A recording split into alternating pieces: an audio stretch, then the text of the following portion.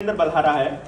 मैं जनता सरकार मोर्चा का संस्थापक सदस्य हूं और हम देश के अंदर शिक्षा, स्वास्थ्य, न्याय, राजनीति, खेती और धर्म में से पूंजीवाद को खत्म करने के लिए अपना मिशन शुरू किया है।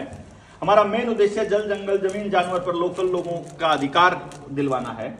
इसी क्रम में शिक्षा के इस मुहिम को आगे बढ़ाते हुए जब हमें बैंकों की कारगुजारी और उनकी ठगी का पता चला तो हमने आरबीआई से आरटीआई डाल करके, वित्त मंत्रालय से और भारत सरकार से आरटीआई डाल करके सवाल पूछे कि आप जो हमको कर्जे में रुपया दे रहे हो, क्या ये असली है? क्या ये भारत का रुपया है? क्या ये डिजिट है? इनकी परचेजिंग पावर और भारत के रुपए की परचेजिंग पावर बराबर है? यदि ये बराबर नहीं है तो देश के लोगों के साथ ठगी हुई है, उनकी नीलामी रुकनी चाहिए इस ठगी के नाम पर। और यदि ये बराबर है तो आप हमें कृपया लिख करके दे दीजिए।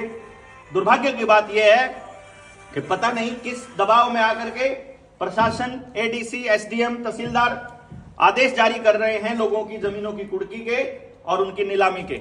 हम आपके जरिए यह संदेश देना चाहते हैं कि जनता सरकार मोर्चा पूरे देश भर में लाखों लोग इकट्ठे हो रहे हैं, किसान की कर्ज मुक्ति का आंदोलन लेकर के चला हुआ है। यदि आप लोगों ने विधि पूर्वक सही से जवाब नहीं दिया तो बड़ा आंदोलन होगा और जितनी सरकारें होंगी सब गिर जाएंगी। जब आप इस प्रकार से बता रहे हैं, क्या ऐसा प्रूफ है कि ये भारतीय मुद्रा नहीं है, या जो आरोप लग रहे हैं किस प्रकार से? रुपया भारत की मुद्रा है, नोट भारत का नहीं है, वो आरबीआई का है। तो आरबीआई जिसका होगा वहां से चलता है। आरबीआई कहता है, जब लोकसभा में अरुण जेटली ने 200 टन सोना इंग्लैंड भेजने के बाद 2016 में अपनी बात कही थी, याद हो आपको? अगर 14 में सवाल था कि आपने 200 टन सोना इंग्लैंड क्यों भेजा? जवाब था राज्यसभा में अरुण जेटली का, क्योंकि वो राज्यसभा के मेंबर थे, सुरक्षा कारणों से भेजा। और हमने बैंक ऑफ सेटलमेंट में भेजा, हमने आरटीआई लगाई, वहां भी पता चला कि हमारा सोना बैंक ऑफ सेटलमेंट में जमा हो रहा है। साथ ही साथ ये किताब है जो सबूत है, जिस साक्ष्य जिसकी आप बात कर रहे हो, रुपया मूल्य का मापक या शोषण का साधन। श्री घनश्याम वर्मा जी इसके रिसर्चर हैं, मैं इसका सह लेखक हूं। इस किताब के अंदर हमने हर वो दस्तावेजी प्रमाण लगाया है जो ये साबित करता है, जिसमें भारत के वित्त मंत्रालय ने यह माना है कि हमारे पास वैध रुपए का कोई दस्तावेज उपलब्ध नहीं है। देवेंद्र बल्हारा, सर्टिफाइड कॉपी है। पकड़ लेना किताब।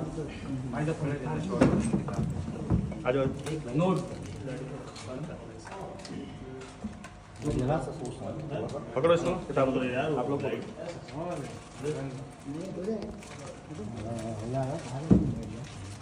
कल ले लिया आपने? ले लिया ना? हाँ ठीक है, कोई बात नहीं। मेरा नाम देवेंद्र बल्हारा है। देवेंद्र जी, आपने जो आरोप लगा रहे हैं, किस प्रकार से आरोप लगा रहे हैं कि भारतीय मुद्रा जो है रुपया हुआ था, मुद्रा है, क्या पूरा मामला है? शॉर्ट।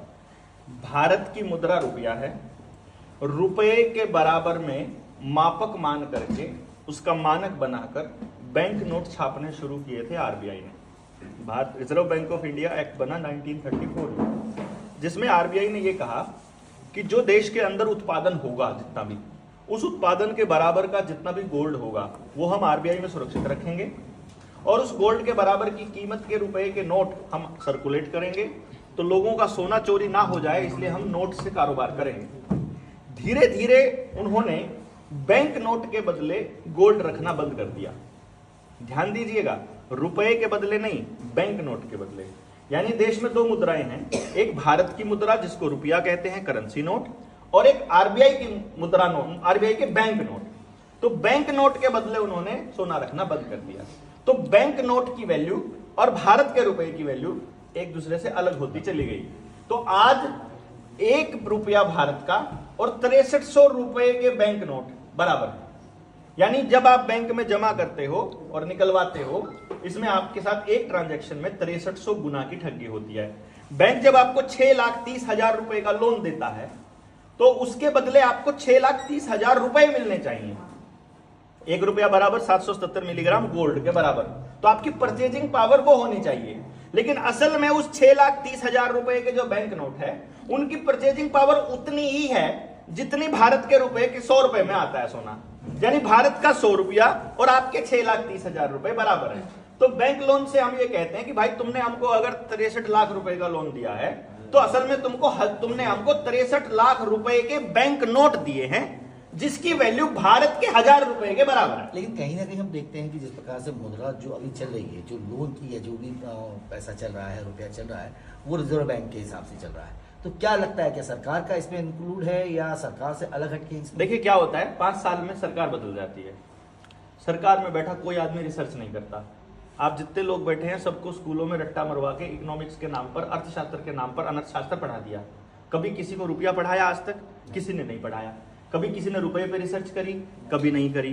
कभी किसी ने किसी सवाल पूछा ही नहीं, सवाल ही गायब कर दिया कि फिएट मनी होती है, अब तो फॉरेन एक्सचेंज पे होता है, अब तो फलाने पे होता है। रुपए के बदले कैसे रख दोगे? बैंक नोट के बदले रख सकते हो, तुम्हारा आरबीआई का रुपया। मैं भारत के रुपए की बात कर रहा हूं, मैं भारत का आदमी भारत के रुपए की बात करूंगा।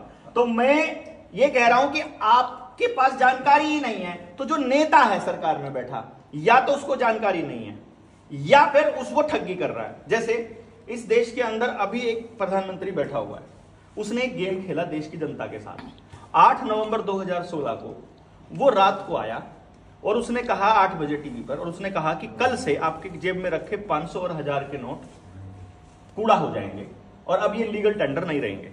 सोचो, किसी के घर में 10 लाख रुपए के नोट रखे हैं, उससे एक दिन पहले किसी ने 10 लाख रुपए का सोना रख लिया, किसी ने 10 लाख की भैंस खरीद ली, किसी ने 10 लाख की जमीन खरीद ली। जिसके पास जमीन है, लोहा है, सोना है, चांदी है, या जिसके पास भैंस है या धन है, अनाज है, उसके पास तो सारा का सारा धन है जिस पड़ा है। और जिसके पास जेब में रुपया है, ये कूड़ा हो जाएगा। इसके ऊपर आपका कोई अधिकार ही नहीं है। ये आपका होगा तो ये कभी नहीं बदलेगा। रुपये का मानक कभी नहीं बदलता है। तो फिर क्या किया उसने? खेल खेला। उसने खेला खेल आरबीआई की, और आप आरबीआई की दस्तावेज निकालो, आपको वहां मिलेगा कि देश में 14 लाख करोड़ रुपए के बैंक नोट 500 और 1000 की शक्ल में थे, और लगभग 14 लाख करोड़ के ही वापस आ गए। तो जो ड्रामा था कि ये सब होगा वो नहीं हुआ। लेकिन गेम क्या खेला? 34 लाख करोड़ रुपए के नोट छाप लिए, एक एक नोट डबल छाप लिया, 2-2 हजार के नोट। एक कॉपी गई थी आपके बैंक में और एक कॉपी गई थी बीजेपी के दफ्तर में, जो हर जिले के अंदर आलीशान दफ्तर बन रहे थे। मैं आपको बता रहा हूं, नोट बदले जाते थे उस टाइम पे, पूछ लो किसी से भी। बीजेपी के दफ्तर में नोट बदले जाते थे। एक कॉपी वहां गई, डबल नोट गए, वहां पर उन नकली नोटों के बदले असली जमीन खरीदकर, असली बिल्डिंग बनाकर, असली सामान खरीद करके वो नोट बंद कर दिया 2000 का। अब 2000 का नोट गायब है बाजार से। आपकी असली जमीन ले ली, नोट गायब कर दिया।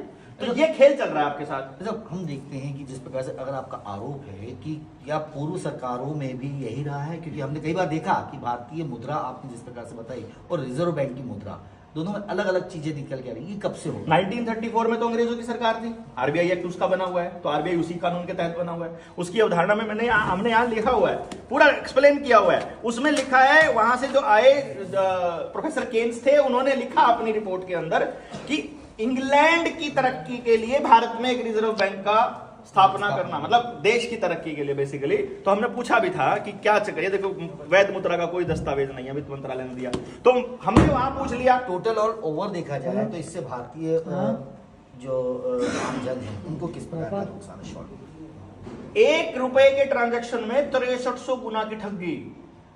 एक जब आप कर्जा ले रहे हो, यानी कि आपकी जो जमीन ली जा रही है, असल में मान लो आपकी जमीन, आपकी प्लॉट की कीमत है 63 लाख रुपए, ठीक है, अभी की फॉर एग्जांपल।